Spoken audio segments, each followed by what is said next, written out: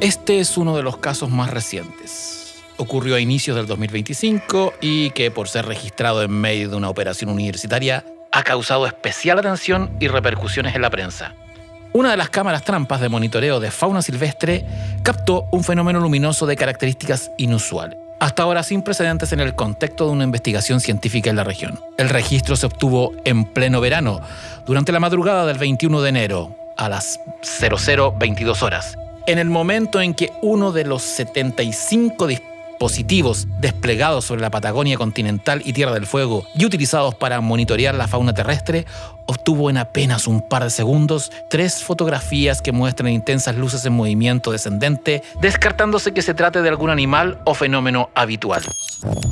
El biólogo Alejandro Kuch relata lo sucedido.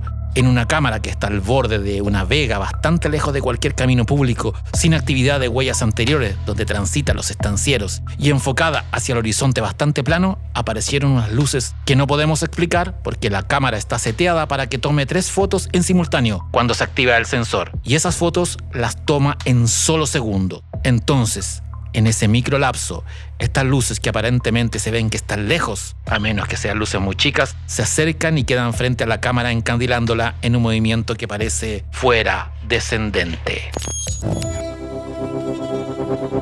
Lo que acaban de escuchar es parte del libro OVNI sobre Chile, un volumen que se ha convertido en éxito editorial. Trabajo bajo la triple autoría de Marcelo Moya, Rodrigo Fuenzalida y Rodrigo Bravo, 3 de los ufólogos chilenos más reconocidos, los 3 con publicaciones y ensayos publicados dentro y fuera de nuestro país. Para hablar de este libro y también de la casuística OVNI de este 2026 que se viene muy power, tenemos en la nave de la Ruta Secreta a un gran amigo de estos viajes, don Rodrigo Fuenzalida. Rodrigo, sociólogo de profesión, investigador del fenómeno OVNI con más de 3 décadas de trayectoria, reconocido como uno de los principales divulgadores del tema en Chile y América Latina, no solo en América Latina, también en el viejo continente, con apariciones y colaboraciones en Discovery Channel, Nat Geo y History Channel. Es director y fundador de la Agrupación de Investigación Ovniológica de Chile, AION, desde donde ha impulsado el estudio serio y sistemático de los fenómenos aéreos anómalos, combinando trabajo de campo, análisis de caso y difusión pública. A lo largo de su carrera ha participado en innumerables congresos, seminarios y programas de televisión, convirtiéndose en una voz habitual cuando se habla de avistamientos, desclasificación de archivos y fenómenos inexplicables en el cielo chileno y no solo chileno. Su trabajo ha cruzado la investigación clásica con nuevas miradas sobre los UAP, manteniéndose siempre activo frente a los cambios que ha vivido el fenómeno en los últimos años. La Ruta Secreta. Rodrigo, bienvenido, creo que por 4ª vez, a esta tu casa. Súper. ¿Tuvo buena la presentación? Buenísima, me encantó, de verdad. Me encantó porque englobaste y me hiciste hacer mentalmente, estaba haciendo un paseo por mi biografía ufológica, tanta gente, tantas personas, tantos hechos, y también hago una evaluación de lo que fue el pasado hasta hoy día, de cómo hay ciertas cosas que han ido evolucionando de una manera increíble, otras se han estancado, pero estamos viviendo, para mí, igual fuera toda una época bastante gloriosa en torno al tema. Y este año parece que se viene pero con potente, tutti, ¿no? No, con tutti. Ya hasta el regreso de don Papá Spielberg a su primera película UFO desde La Guerra de los Mundos, ¿no? Exactamente, aunque no, él dice que es su segunda película OVNI, directamente. Claro, de encuentro cercano, porque él separa ET y La Guerra de los Mundos, para él no son ufológicas. Son netamente de extraterrestre y ciencia ficción. Sí. Esto es para él ufológico, y él, hay que recordar que el impulso que él tiene para esto fue los artículos de Leslie Kean en el New York Times. Cuando ve que todo esto está siendo tomado en serio por el Pentágono, dice: aquí efectivamente hay algo, porque hubo una época donde él estuvo medio escéptico, después de hacer encuentros cercanos, que se había convencido por el Dr. Hynek, después empieza a pasar por una especie de escepticismo, se aparta un poco del tema, y ahora lo vuelve a retomar después de haber visto estas noticias, y ahora ha dicho, parece que hay algo que está acá, derechamente. Es curioso el paralelo que haces, porque Encuentros cercanos del tercer tipo, la película del 77, que creo que es una película fundadora para muchos que nos fascina este tema. Sí, y yo la veo varias veces al año. Es una película más bíblica. Sí. Además, como tiene 3 versiones, uno puede ir cambiando la versión de ver. Exacto. Pero es una película que también surge a partir de investigaciones serias, exactamente, gubernamentales, científicas, en una época en que al parecer la ciencia era más abierta a este tema. Sí. Y él toma, Hynek es su asesor, sí. Jack Bali es el personaje que inspira a Lacombe. a Lacombe, que es Jack Bali. Exactamente. el caso que engloba, que con el comienzo de la película se parece mucho al incidente de Exeter, ¿no? Exeter, exactamente. Hay un registro así tipo conspiranoico que como que lo que ocurre, los supuestos incidentes en la base Holloman, es lo que ocurre en la Torre del Diablo. Entonces, recorre la película, toma toda la imaginería ovni del 47 al 77 y esta parece tocar toda la actual. Es como que esta es la película del UAP y la otra de los ovnis. Lo definiste súper bien. Sobre todo que también toma el aspecto del contacto. Recordemos que en el año 75 el doctor Hynek hace la clasificación de la categoría encuentro cercano. Sí. Y se toma de eso Spielberg para ilustrar los 3 momentos de encuentro cercano, primero, segundo y tercer tipo. Ahora, en el imaginario también acuérdate está el vuelo 19, sí, del Triángulo de las Bermudas, etcétera. Pero es que la película empieza con eso. Claro, con el vuelo 19. Y como tú bien dices, él toma todo lo que había en esa época y hoy día está tomando todo lo que se habla hoy. Y él... Y el título es genial de Spielberg, The Day of Disclosure, ¿no? El día de la clasificación, como que está al acorde de los tiempos, de la actualidad. Hay tipos que están especulando ya, señalando que Spielberg dicen que va a revelar algo que es verdad. He visto algunos podcasts en Estados Unidos que le están dando más atribuciones que yo creo que las que tiene, ¿no? Spielberg es súper inteligente, hace las cosas bien fundamentado. No sé, no creo que tenga más información privilegiada, entre comillas. Ha accedido a buenas fuentes, pero él hace un buen trabajo y estamos ahí atentos a lo que viene. Pero se repite lo que pasó en el 77. Lo mismo. Mucha gente decía, no, esta película está contando una historia real. Sí. Es la película que pone que de alguna manera pone en el inconsciente colectivo al Gris. Claro. A nuestro amigo acá. Claro, el mismo. Sí. El mismo. Y en aquella época, justamente, recordemos que el mundo estaba viviendo, sobre todo en Estados Unidos había habido una oleada. Uh-huh. La oleada del 76, del 77, hay una serie de incursiones de ovni. En Latinoamérica, 77-78, viene el incidente del Cabo Valdés, viene ¿cómo se llama? Quebrada de Macul, el incidente del Rally. Fueron años en esos México hay uno muy potente en eso. También. El de que es como un Roswell mexicano. Exactamente. Y estamos en presencia está la Operación Plato, el 77 también. Bueno, aquí comienza todo el rollo brasileño, que es un continente aparte. Es impresionante, pero es curioso, inclusive hablando con mi amigo Alex Chionetti, que es un amigo argentino. Él trabajó con Hynek también, inclusive para los 40 años de la película Encuentro Cercano, el equipo, no me acuerdo si es Hamblin o una de estas productoras, que hizo eventos sobre Encuentro Cercano, colocó como ufólogo del evento a Alex Chionetti, por su cercanía a Hynek. Ahora, Alex me estaba con su cierta suspicacia, me decía que le atribuye a que los drones vistos en Nueva Jersey y todo eso, que él cree que son maniobras de Spielberg, que está metiendo cosas raras por ahí para promover la película. Yo no creo realmente. Pero, no se sabe. ¿Sabes qué? Nos falta que se reestrene la película en este lado en el mundo. Quizás para los 50 años, que son el próximo año, sí, 2027,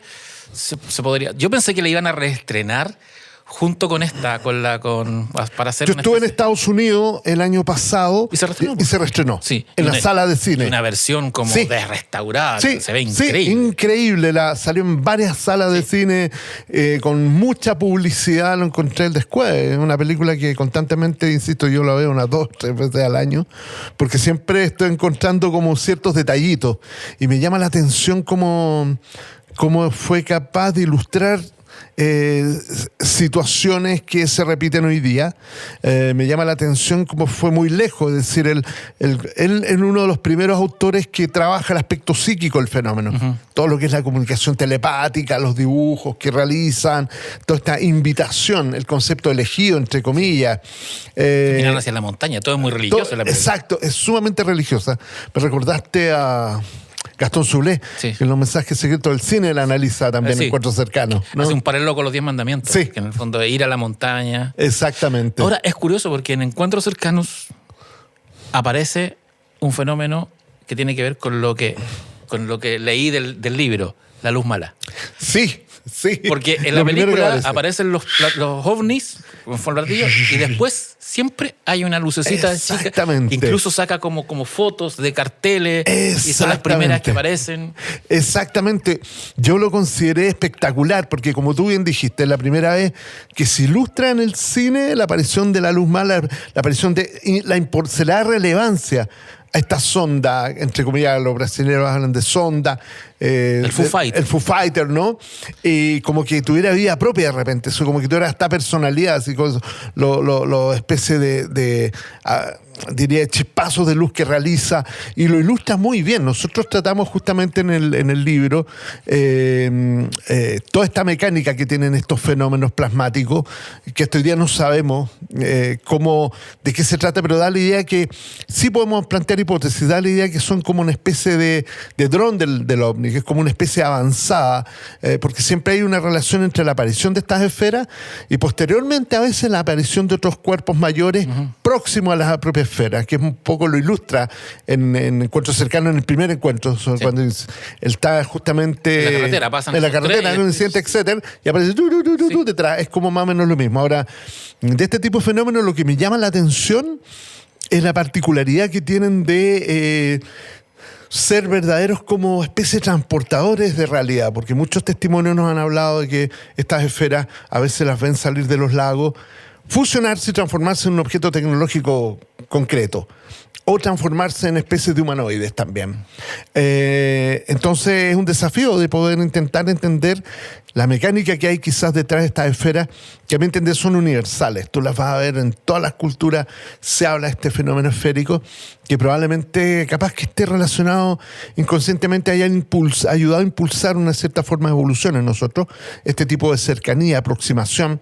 Habría que ver qué pasa, como lo que hizo Gary Nolan en Estados Unidos, qué pasa con la gente que tiene encuentros cercanos con estas esferas a nivel de sus propias estructuras cerebrales, porque ya se ha detectado que el encuentro cercano te produce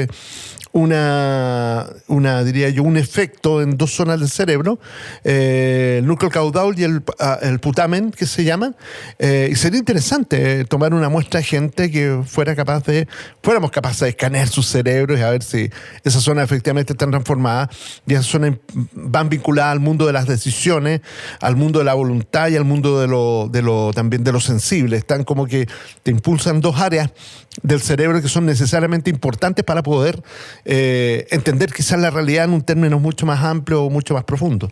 Rodrigo, en el libro que republicaron, Republicamos, claro. Este libro tuvo una versión previa. Exactamente. Que era más denso. Más denso, sí. Que era un libro como para los estudiosos. Exactamente. Esta es la versión del libro para las masas. Exactamente. Justamente, bueno, quería agradecer a Daniel Olave, ante todo, por haber confiado en nosotros. Él tomó el libro y justamente hizo un trabajo muy interesante de decirnos, oye, simplifiquen más esto con la finalidad de que llegue a todo el mundo, porque lo otro era más técnico. Sí. Entonces, hoy día queremos llegar con un buen lenguaje, que es un poco lo que apuesta el libro, a mucha gente que sigue el tema, que estaban precisando publicaciones propias. Lo bueno es que estos últimos años en Chile había un resurgir, hay muchos buenos autores, mucha gente que está publicando buenas cosas, porque estábamos al debe. Sí. La literatura chilena en términos ovnis en Chile era bastante pobre. Pero en los 60 y 70 hay una tradición. Ahí estaba Willy Wolf con Los Sin Nombre, exactamente. Estaba Ricardo Santander Batalla, después Jovan Comunauta. Que sí. Un libro, que además es un libro que se adelanta mucho. Harto, muchísimo. Muchísimo. Tuvo hasta una repercusión con la iglesia, tuvo Santander Batalla, tuvo problemas. Ese libro se publica en los 60. Claro. Y después se republica fuera en los 70. Exactamente. Luego, ¿recuerdas que hubo además un litigio por el libro de Benítez, Los astronautas de Yahvé? Sí. Pero al final los libros no tienen, salvo el título, lo que más se parecen en el título, sí. Porque el libro de Benítez habla de los evangelios apócrifos. Tiene más que ver con lo que él realiza después en Caballo de Troya que con lo que realiza Santander Batalla. Es un libro que siempre he querido ver cómo se puede reeditar. Porque creo que es un clásico. También los trabajos de Armando Cárdenas Tavíes, también, que hace un trabajo de mitología ufológica con el Caleuche y los mitos de claro. que ustedes los citan en este libro. Sí, es importante.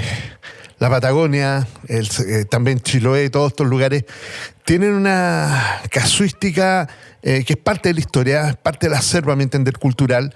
Las observaciones de luces, de brujos, uno las podría, tomando el concepto un poco de ballet de Pasaporte Amagonia, ¿no? Sí. Sería como, nosotros hacemos una interpretación tecnológica de lo que son estos fenómenos, cada uno de acuerdo a la época, pero podrían tener quizás ser la misma expresión que nosotros le damos filtros distintos. Yendo un poco más al sur, ¿no?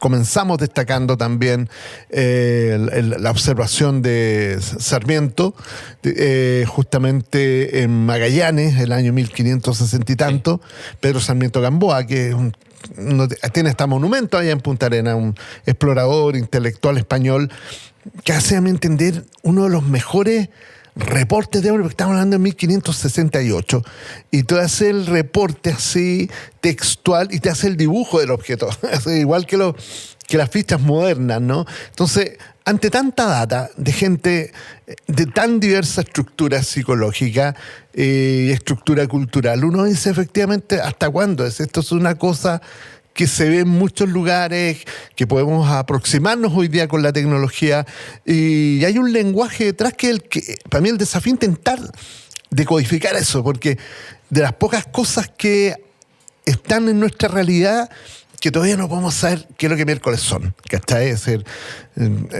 quizás nuestra mente nos traiciona también, o sea, nuestra estructura mental está diseñada para buscar lo seguro, por eso nos damos explicación de todo, necesitamos certeza, pero hay cosas que de repente están fuera de tu campo de control de la realidad, y quizás hay un ejercicio interesante de poder acceder a la realidad por medio de contemplar estos fenómenos que no puedes así simplemente, ¿cachai? Bueno, este libro, una de las cosas, uno de los grandes valores que yo le encuentro es que es un compendio de historias sobre personas a las cuales les pasa algo extraordinario. Sí. En ese sentido, un trabajo sociológico. Exactamente. Que tiene que ver con tu formación, sí. Con tu formación. Sí. Gente que se enfrenta a un fenómeno desconocido, sí, pero que lo afecta desde lo sociológico. Exactamente. Y que, como te digo, se produce ese cambio, esa especie de switch interno al cual se abren ante distintas posibilidades. Sobre todo es que hay gente común y corriente que acceden, y esto me estaba acordando de la película Encuentros Cercanos, cuando son llamados las personas, ¿no? Y eran dueñas de casa, etcétera. Gente común y silvestre es la elegida, entre comillas. Acá un poco representamos eso. Hay casos emblemáticos ahí en el libro, como este matrimonio en Cochrane, que está haciendo Soberanía, que es impresionante, están por varios años, y ellos meticulosamente registrando las observaciones de estas luces, que me entendía el mismo fenómeno de la luz mala, de una manera tan sigilosa, tan así acuciosa, y también me llama la atención, siempre me llama la atención que nadie hace nada. Es decir, yo ya hace rato ya que me cansé. Para mí las cosas no van por lo gubernamental, van por la iniciativa privada, necesitaría gente que tiene capacidad también de poder ayudar a la investigación, que es hoy día un poco el discurso que hay desde Estados Unidos. Hay un movimiento importante de investigadores y divulgadores que están hablando de hacer coaliciones civiles apoyadas por la academia, por filántropos, para generar redes de comunicación y divulgación abierta en contra de lo que está pasando en Estados Unidos. Porque Estados Unidos en este momento está muy manipulado. Y este libro representa un poco eso, porque es gente común y silvestre que acceden a esta metarealidad y en la cual hoy día más que nunca valoro los testimonios de la gente común y corriente. Sobre todo cuando uno ve que la gente del mundo oficial a veces, como lo que ha pasado en Estados Unidos en este minuto, es tan enredo, tanta cosa tan turbia, que lo institucional a veces es muy manipulable. Sin embargo, da la impresión que todo esto que están anunciando es como... La gente no va a creer. No. Es como vamos a soltar de información ahora que la gente no nos va a creer. Claro, efectivo. Y tipos que vienen con unas tremendas jinetas. Es decir, el mismo David Grush, que dice haber estado... tiene acceso a fuentes que hablan de... Así... A mí me rompió la cabeza cuando las audiencias no partieron hablando de luces que estamos identificando. No, derechamente el gobierno tiene restos de... chuta, no pensé que iban a llegar tan lejos, pero también podría ser algún tipo de maniobra de desinformación, no sabemos, pero está todo tan turbio, pero eso lleva más que nunca a que tienen un valor mucho más significativo los buenos casos que hay de personas comunes y corrientes que acceden a esto y que tienen la suerte de repente poder ver un viso de la realidad para el cual está negado para muchos. Oye, ¿cómo fue trabajar el libro? Porque lo trabajaron a 6 manos, fueron 3 Claro, cada uno escogió por lo menos 3 o 4 casos que le fueran significativos, los más significativos. Confiamos cada uno en la expertise de cada uno. Ya nos conocemos hace años, sabemos lo que vamos pesando un poco. Y escogimos casos efectivamente que tuvieran una cierta, diría yo, consistencia interna a nivel de la estructura de los relatos, testigos múltiples, casos que tuvieran información también a nivel de documentos. Presentamos documentos oficiales sobre todo el incidente de la Academia de Guerra, sí. Un caso buenísimo que yo no entiendo cómo. Sí, pasó la Academia de Guerra, hubo 5 objetos que se metieron dentro, había un cilindro. Yo no me quedaría tranquilo de la Academia de Guerra de la Fuerza Aérea sabiendo que pasó una cosa de este tipo. Y está toda la investigación. En una época, entre comillas, que el CEFA, el Comité de Estudio de Fenómenos, cuando existía el Comité de Estudio de Fenómenos Aeronómalos, ahora es sección de Fenómenos Aeronómalos, tenía una posición súper abierta. Me acuerdo que el general Ricardo Bermúdez, al final con él tuvo algunas discrepancias, pero siempre en lo general sumó más de lo que restó. Él tuvo una posición súper open mind. Me gustaba que él se parara enfrente y dijera que estas cosas existen, estas cosas pa. Y ahí presentamos en el libro la documentación en torno a ese caso. Por ejemplo, el caso Comandante X también, de un comandante de la Fuerza Aérea de Chile que tiene acceso no solamente acceso, él es protagonista de un encuentro ovni en medio de las maniobras de aviones de la Fuerza Aérea de Chile. Y él está justamente con un casco especial, como una misilera, donde tenía todo tipo instrumental el casco. Entonces, cuando aparece esta esfera en medio del término del ejercicio y se divide en 2, ahí se da cuenta que hay algo raro y uno de los pulsos electrónicos del casco se pega al objeto. ¡Pum! Entonces el tipo tiene relación de velocidad, distancia, y en un segundo acelera el objeto a 8.400 kilómetros por hora. Es decir, una cosa brutal. Todo eso está también explicado. A mí me gustó la posición abierta que tuvo este oficial para entregarnos toda la información. Y así cuántas otras. Nosotros queremos llegar a la gente y que nos cuenten también su historia, porque sabemos que vamos a descubrir otras cosas que son quizás tan o más fabulosas de lo que hemos Llama la publicado. Atención, y hay investigadores extranjeros Sí. que han reconocido lo abierto que es las autoridades chilenas Súper. en estos casos. Y de hecho, en Chile hay acciones bien pioneras. La Universidad de Santiago fue la primera institución universitaria que decidió hacerse cargo de este fenómeno. Exactamente. Nosotros realizamos 3 congresos con el patrocinio de la Facultad Tecnológica LUSACH sobre los ovnis entre el año 96, el año 97 y el 99 fue el último que hicimos. Y tener al decano ahí de una facultad inaugurando efectivamente el congreso, autoridades, yo no encontraba el descuido. Es decir, lo que hicimos también en FIDAE 2000. Eso te iba a decir, porque ahora que está ocurriendo FIDAE... FIDAE 2000 fue pionera. Se echa de menos. Se echa de menos. Estuvimos ahí a la gente... Paréntesis, porque a lo mejor hay mucha gente que no tiene idea. En la Feria Internacional del Aire y el Espacio del año... 2000. 2000, en medio de la exhibición de aviones rusos, ingleses, etcétera, hubo un espacio en el que el workshop sobre ovnis. Se discutió seriamente a nivel científico, militar, tecnológico de ovnis en medio de la feria aeronáutica más importante Exactamente. Estuvimos trabajando varios meses para ese evento. Yo estuve encargado un poco de trabajar con los temas a discutir, junto con Cristian Rifo también. Del Museo Exactamente. De la Serena. En la primera etapa también participó Albert Urquiza. Estuvimos los 3 ideando qué es lo que íbamos a discutir. Y recuerdo que esa vez se invitó ni más ni menos que Jacques-Jean Velasco, que era el director del CEPRA, que era actualmente JEPAN, que era el comité que es el Comité de Investigación OVNI del Gobierno de Francia, dependiente del CENES. Vino el doctor Richard Haynes de NASA, que es un tremendo intelectual, autor un poco del concepto de encuentro cercano al quinto tipo, que se refiere netamente a lo que es interacción. Y él, en FIDAE 2000, propone en medio de la mesa de trabajo que deberíamos llamar a los ovnis de UAP, fenómeno aéreo no identificado. Acá en Chile. Acá en Chile, y está registrado. Estuvo también una delegada que vino, que era el brazo derecho de Laurent Rockefeller. Estuvo también, el gran JJ Benítez, el famoso escritor.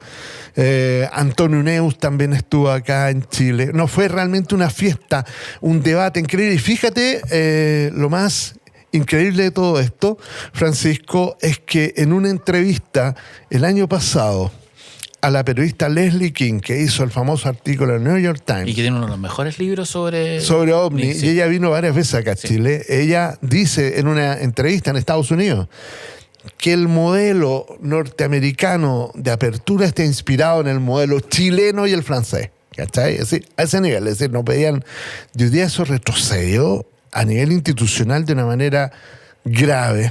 Pero, como te digo, estamos haciendo muchas cosas buenas desde el mundo civil. Volviendo con la academia, este año tenemos 2 eventos en la UTEM. Directamente la UTEM abrió sus puertas para debatir sobre los ovnis.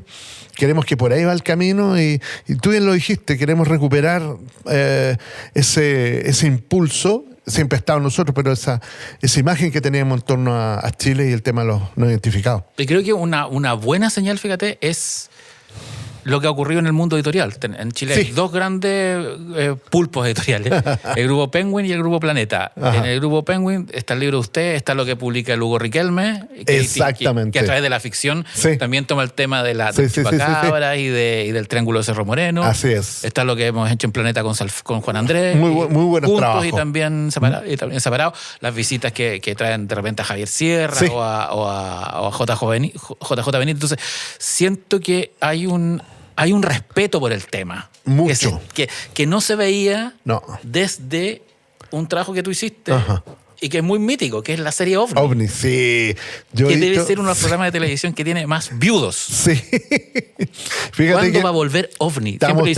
Le dicen ahora que TVN está tan debería volver OVNI. Ya estamos trabajando en eso. ¿Ya? Estamos trabajando, y el año pasado ya tuve una reunión inclusive con uno de mis amigos productores, Pablo Sierralta, que me llamó justamente él fue el productor terreno de la serie. Yo había estado en reuniones hace tiempo atrás con Fernando Acuña, y ahora tengo la posibilidad, no me quiero adelantar, pero ya estamos trabajando en ello. Queremos tomar por lo menos unos 6 casos de los que trabajamos hace 25 años atrás. Estamos en contacto con algunos de los protagonistas, ilustrar también con información nueva como la que tú tienes en OVNIs sobre Chile. Es decir, yo he dicho, y alguna vez también voy a hacer un libro, así ya tengo hecho parte de ese libro sobre los casos que quedaron fuera de la serie OVNI por motivos de seguridad nacional, porque al último minuto se arrepintió la persona. Tengo un trabajo al respecto, pero otro porcentaje, el libro nuestro representa un poco esa, entre comillas, tercera temporada de la serie, de la manera como uno lo ve, los casos. ¿Te das cuenta? Antes que nos juntáramos para la entrevista, me encontré acá con un periodista de las radios del 13 que me vio con el libro y me dijo que le gusta mucho el tema, y me dice: lo que más me gustó de ese libro es que son casos nuevos. Sí. No es otra vez el caso de el caso de los artistas en el norte de Chile. Son casos nuevos. Exactamente. Y muy actuales. O sea, el que usé de prólogo, que es del año pasado. Y te fijas que es el problema, ponte tú, que han tenido hubo un vorágine de series OVNI, por ejemplo, en las cadenas, en las plataformas, pero casi todas las series te toman los mismos casos con otro lenguaje nomás. Y como que uno caso Rúa, caso... Las mismas cosas. Y uno como que está aburrido de aburrido. Y dice, completamente aburrido. Y hay casos que simplemente no existen, casos que muy actuales. O sea, todo lo que está pasando en Punta Arenas, lo que está metido, es como una película. Es como para hacer una serie completa. Exactamente. Sobre La Luz Mala. La Luz Mala es un buen nombre para. Es tremendo. Claro, allá está pasando de todo. Yo acabo de llegar de allá. Los últimos registros, como te mostré, los hicimos en el mes de febrero, en el sector de Baguales, donde tenemos los sectores más calientes, y son el sector de Guido y Valle de los Baguales, que tienen a todo esto una historiografía arqueológica interesante. Ahora se encontraron en Baguales los petroglifos más australes. En el mes de febrero se encontraron los petroglifos más australes, probablemente los tehuelches, etcétera, tumbas con huesos pintados de rojo, unas cosas bien extrañas, y que hablan de que efectivamente muchas de ellas están vinculados a la adoración del dios Gualincho, que es el dios que está ahí en la montaña de la Ciudadela, donde es epicentro de observaciones espectaculares. Y también la idea mía es, justo con mi hermano, con Charlie Clark, que gracias a él, hemos estado desde el 2017 llegando a la zona y hemos logrado levantar una cantidad de información. Yo, insisto, quedo completamente impresionado. La idea nuestra es volver en invierno, que es la mejor época, y poder registrar, poder dar cuenta de esto y mostrarlo al público.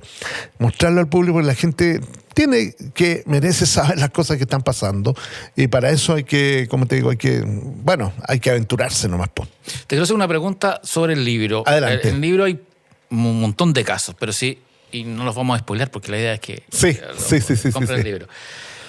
Pero 3 casos que tú crees que son los más potentes. A mí me gusta mucho el del humanoide de... Te iba a hablar. Es heavy ese caso, ¿no? Te iba a hablar justamente de los potentes. Está el humanoide de Río Puelo, que está dentro de un contexto de los incidentes entre el Tagua y el Río Puelo, porque yo quedé impresionado cuando llegamos con Charlie, me acuerdo.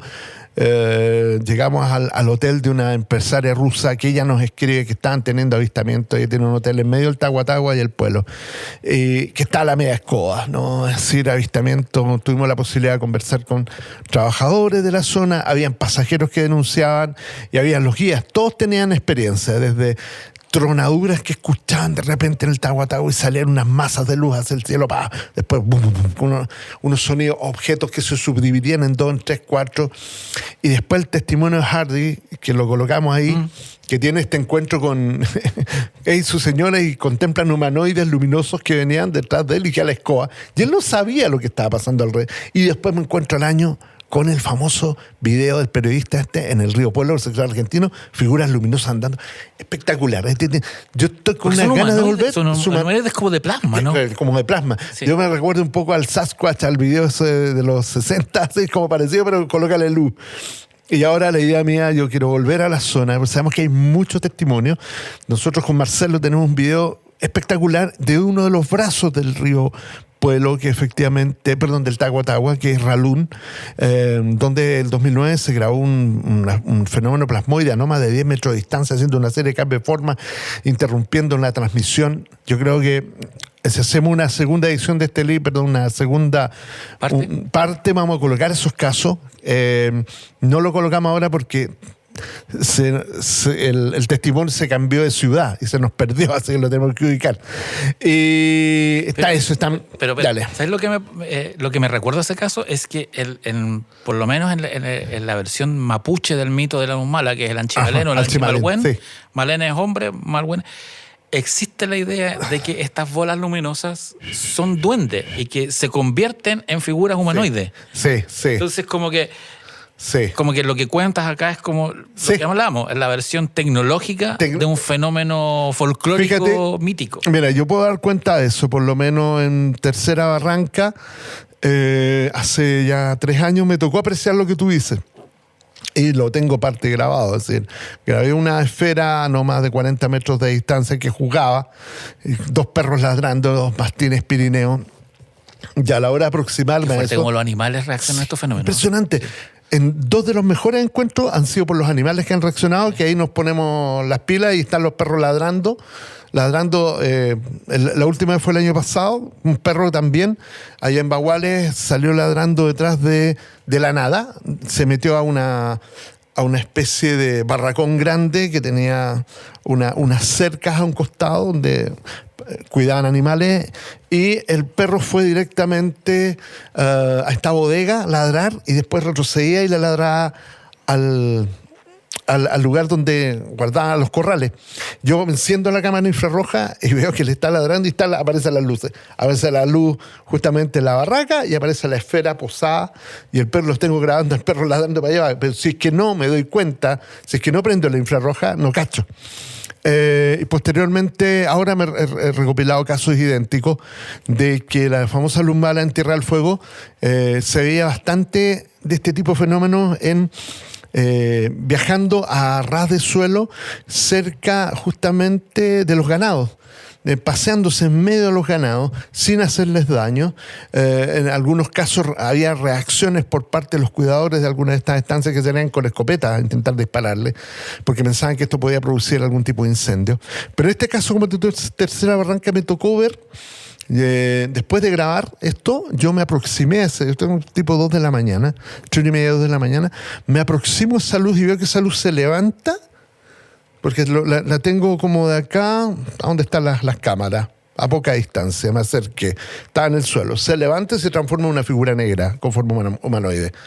Y yo quedé blanco. O sea, yo no pensé, tú no piensas que vas a ver eso. O sea, yo pensaba cualquier cosa, pero cuando veo eso, que toma esa forma y empieza a caminar hacia el lado izquierdo y hacía contacto físico con el suelo, yo a lo Michael Jackson me fui caminando para atrás, no aguanté, después me decía, ¿por qué no le dije ni bienvenida a la Tierra? No sé, cualquier cosa. Pero fíjate que en parte del video lo registramos. Empezamos a analizar los cuadros y está la esfera y está seguida por una cosa negra, extrañísima. Así, ya tengo el registro de eso. Y eso, hoy día, qué increíble, la tecnología registra el mito. Sí, o la construcción mitológica. Yo te escuchaba y decía, no hay mucha diferencia entre tu relato y el de un mapuche. O más viejo. O Jacob viendo al ángel de Dios caminando hacia él. O las apariciones marianas. Tenés toda la razón. Lo que te contaba antes de este cura de México que me hablaba de las apariciones de Guadalupe antes de la aparición canónica, que también es una figura femenina rodeada de luces, incluso de un disco metálico. Es verdad. Entonces hay puntos bien en común. Hay puntos que se van repitiendo y creo que a mí por lo menos creo que me interesa mucho más esa interpretación del fenómeno ufológico que algo que ustedes hablan en este libro, que es cómo ha cambiado el paradigma. Pero antes de ir a eso, los otros dos casos que... ¡Wow! Bueno, está la Academia de Guerra. Encuentro un caso redondo, derechamente. Eso parece una película. Sí, es para hacer una película. El caso exactamente de la Academia de Guerra, por las implicancias que tiene el caso. Hay un caso que también que me gusta de Marcelo, con los objetos submarinos no identificados. Es un punto que está muy bien desarrollado en el libro. Todo porque no solo hay aire, hay tierra y mar. Y eso viene con el concepto transmedia, que se instala en alguna medida posteriormente con la desclasificación y todo el tema en Estados Unidos. Se habla ya, estamos enfrente de fenómenos transmedia. Cuando tú dices fenómenos transmedia, habla directamente que objetos que a gran velocidad no van a descender la velocidad entrando al mar, se meten en las montañas. Son fenómenos, ahí de inmediato la astronomía ya tiene menos que decir. Porque estamos hablando de fenómenos que sean la atmósfera baja. Entonces, ya, chao. Es decir, aquí los especialistas tienen que siempre ir para otro lado. ¿Me entiendes? Ir más hacia la defensa, ¿no? Sí, más hacia la defensa. Entonces, el fenómeno transmedia, en alguna medida, ilustramos eso. Este caso, un tremendo objeto visto desde la costa que se eleva enfrente a una tremenda embarcación, una máquina gigante que está frente a las costas de Valparaíso.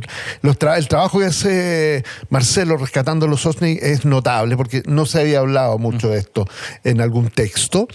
Y sabes que sería muy injusto. Y hay testimonios de personal importante de la Armada, almirante jefe, comandante en jefe. Sí, también. Por eso te digo que Chile es muy abierto. Es súper abierto, no se ve en otros lados. O sea, estamos hablando de almirantes en jefe de la Armada. Diciendo, entonces, nosotros perseguimos una cosa bajo el agua, estos submarinos extraños, misteriosos, que el concepto submarino misterioso también lo toma John Keel, cuando analiza la oleada justamente en Escandinavia, etcétera, de la década de los 20 inclusive, y eso ahora es que sería tan injusto porque dejar cada uno de los casos que tomamos de repente tiene una riqueza en sí misma. Hay de los casos también que nosotros revisamos ¿cómo se llama? El aspecto fotográfico. Sí. Ahí hay fotografía del incidente en Monte Fenton, cuando unas esferas efectivamente enfrente de Francisco Arzúa, que era corresponsal también de Ayón en Punta Arenas, tiene la posibilidad de contemplar la aparición de una serie de esferas que empiezan a hacer toda una serie de evoluciones, pero que quedaron registrados. Hay otro caso también significativo en el Cerro Minillas, que es justamente un testigo que ve una esfera, un Foo Fighter, a plena luz día y empieza a tocarle un charango y la esfera empieza a bajar. Eso está registrado todo también en video. Entonces, es tanta la data, pero el caso, como te digo, de la Academia de Guerra es potente. Los OSNIs de Marcelo Potente y el caso del Comandante X me gusta por el hecho de la información a nivel instrumental que hay, que es irrebatible, ¿me entiendes? Es decir, estamos hablando de instrumentos que miden algo, que aceleran algo, que traten de replicarlo hoy día en algún lugar y va a ser muy difícil. El incidente Cochrane también, lo de Cochrane también me gusta, porque Cochrane me motiva a que vamos a correr quizás la brújula un poco más al norte con Charlie y me gustaría darme una vueltecita por esa zona, que esta familia ya no está ahí, pero me gustaría hacer una encuesta en las inmediaciones, ya sea puesteros, arrieros, gente local, porque yo estoy convencido que el fenómeno continúa. Los fenómenos allá, si en Magallanes no han parado, ¿para qué decir esa otra zona? Oye, desmitifiquemos un par de mitos abiertos. Claro. Se dice, ¿por qué las fotos de los ovnis hoy día, que todos andamos con celulares, no hay tantas? Y eso es mentira. Hay más fotos que hace 50, 40, 70 años. Hay mucho más. Hay mucho más registro. Lo que pasa es que hay que hacer el trabajo del filtraje, pero la gente está registrando muchas más cosas y cosas increíbles como lo que vimos. Y hay fotos muy buenas. Y registros de video muy buenos. Bueno. Lo que pasa es que parte del mundo del Internet es tanta la saturación de data que la gente de repente no sabe discriminar. Sí. Te diga todo de manera instantánea y no saben derechamente entre este tipo de cosas y otro tipo de información que más parece desinformación. Es muy difícil de poder discriminar. Pero yo siempre digo a la gente, vayan a las páginas serias de OVNI, a las organizaciones serias. Por eso es importante leer libros del tema.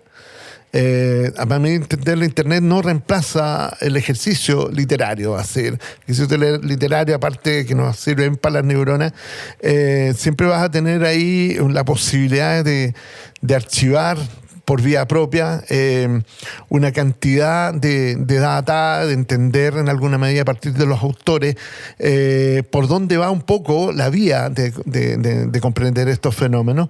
Uno de los problemas que hoy día tenemos dentro de la ufología es la cantidad de gente que habla del tema sin la expertise, a mi entender, necesaria porque mucha gente quiere likes o quiere esto y bueno, somos libres de lo que queramos hacer, pero hay que tener cuidado también a la hora de manejar esta data. Y insisto, yo siento que los libros son esenciales hoy día para poder seguir trabajando en la comprensión de este fenómeno. Sí, y te responden de repente, claro, las fotos tomadas por el F-18 se ve borrosa, pero es que la gente piensa que las cámaras de los aviones son como las cámaras del cine, y las cámaras de los aviones efectivamente captan de otra manera, y es un avión que está volando a 2.500 kilómetros por hora con algo que está volando a 3.500. Y ojo que esas cámaras, como tú bien dices, la gente no ve que al lado hay una serie de data, de números. Sí. Y esa información súper rica, porque esa información que te da distancia, te da velocidad, como no saben interpretar eso, es como tú bien dices, no, viejo, eso tiene una información riquísima al lado con la cual tú puedes deducir, ¿no? Y efectivamente, ahora me tocó ver un video espectacular tomado en la Cerro Nahuelbuta, que lo está investigando Víctor Tolosa. Un saludo para Víctor, que está haciendo un trabajo increíble. Está haciendo un trabajo fantástico. Y eso es parte de lo que tú bien dijiste. Hoy día todos tenemos esto y de repente podemos registrar algo que, ya yo no te cuento lo que me pasó, hoy día te muestro lo que me pasó. Y estamos en la espera de que en algún instante, sabemos que mucha gente a veces graba cosas y le da miedo compartir la información también. Le da susto. Ahora, ponte tú, nos llegó estamos haciendo una investigación sobre los humanoides del terremoto. del 2010. Tenemos mucho reporte en la zona central. Ya llevamos por lo menos 4 localidades donde se vieron simultáneamente humanoides y sabemos, por medio del gran Fray Alexis, que ha hecho una investigación en Pichidangui, que hay un video de uno de estos humanoides, pero la dueña del video le da miedo mostrarlo. Entonces vamos a tener que hacer un buen trabajo ahí porque si ha logrado grabar parte de lo que se asevera en esos días, estaríamos ante un suceso bien histórico, igual que la fotografía que hubo en Copquecura el año pasado, de este humanoide gigante también. ¡Wow! Hoy día, ojo, ese tipo de evidencias son muy interesantes. Esa fotografía me encanta porque está hecha por gente que sabe fotografía. Hay 7 testigos. Solamente en una fotografía sale la criatura y nadie vio absolutamente nada. Entonces ahí tenéis grados de extrañeza a la hora de poder interpretar eso, que son mayores, ¿cachai? Bueno, y el otro mito es, hay un meme que dice la Tierra según los extraterrestres y muestran un mapa de Estados Unidos. Por la cantidad de habitantes que viven en Estados Unidos y por la cantidad de reportes y porque fueron los primeros, digamos, de la edad moderna, efectivamente. Pero hay países donde Brasil, Francia, de China no tenemos idea, pero los expedientes chinos cuando se abran, los rusos. Chile tiene un récord. Chile es el país que tiene más por habitante, ¿no? Exactamente. Todos conocemos a alguien que ha visto un ovni. Todo, exactamente. Es muy loco eso. Inclusive... Y eso nos hace mucho más activos que Estados Unidos en el frente. Tanto sí, fíjate, tanto sí, que en la oleada del 97-98 habían cadenas de noticias internacionales ufológicas en Estados Unidos que hacían estadísticas mensuales, y en el mes de julio del 97, en UFO Roundup y CNN News publican que Chile es el país con mayor incidente ovni en el mundo. Para que los gringos te coloquen sobre ellos tiene que ser mucho, porque aparecía Chile, Estados Unidos y después México, pero nos colocaron como que estábamos en el number 1 en aquel mes, y por lo mismo que teníamos tanto flujo de información con la gente de la MUFON. Yo fui delegado de la MUFON también un par de años, porque acá pasan cosas, y lo bonito es Chile, que pasan de todo tipo de fenómenos. Así tenés desde aterrizaje, encuentros con humanoides, OSNIs, todo lo que de repente lo encuentras segmentado en otros lugares, que está todo junto, ¿me entiendes? No sé por qué será eso, pero somos un país que tiene en ese sentido privilegiado, y por algo queremos dar cuenta de eso a través del libro. El libro además se hace cargo, ya para ir cerrando, del cambio de paradigma de la investigación ufológica en el último tiempo. El que va desde el paso de OVNI a UAP al hecho de que la hipótesis extraterrestre está cada día más siendo desechada. Sí. Porque además, por culpa de Donald Quijo, cuando uno habla de OVNI, se piensa en extraterrestre, y los matinales piensan al tiro en eso. Y no es necesariamente. No, cuesta, a veces tú bien dijiste, cuesta. Estaba en los matinales y de repente cuesta en poco tiempo explicar a la gente. Y tú les dices, no, estoy hablando de OVNI, no de extraterrestre. Exacto. Pero no es lo mismo. No es lo mismo. No es lo mismo. Eso es porque hubo también cortocircuito con la gente de la investigación astronómica. La gente de la física tiene algunos paradigmas que son importantes, pero estos fenómenos son demasiado locales. Ya Jacques Vallée colocaba el punto en los 70 al respecto, cuando decía, estos tipos tienen tronco, cuello y cabeza raro, piernas, respiran oxígeno raro, ¿no? Entonces, como diciendo, ojo, esto puede ser algo bastante más local, pero no deja de ser extraordinario, porque la manera como se materializan, desmaterializan, manejan la idea del tiempo, lo hacen ser un fenómeno, insisto, extraordinario, pero puede que sea mucho más próximo a nosotros de lo que nosotros pensamos, y eso lo hace ser, para mí, entender más fascinante todavía, inclusive. Rodrigo, muchas gracias primero por el libro. Gracias, Francisco. Autoridad con Marcelo y con Rodrigo, por esta cooperación que podríamos estar hablando horas y horas. Bueno, efectivo. OVNI sobre Chile, de Marcelo Moya, Rodrigo Fuenzalía y Rodrigo Bravo, publicado por el nuevo sello Roca del grupo Penguin Random House. Yes. De hecho, es el libro con el que la editorial debuta esta nueva colección en Chile, la de Roca, ya disponible en todas las librerías, tiendas de venta online, incluso supermercados. Pero ojo, que Penguin va a regalar un ejemplar a sus lectores. Eso.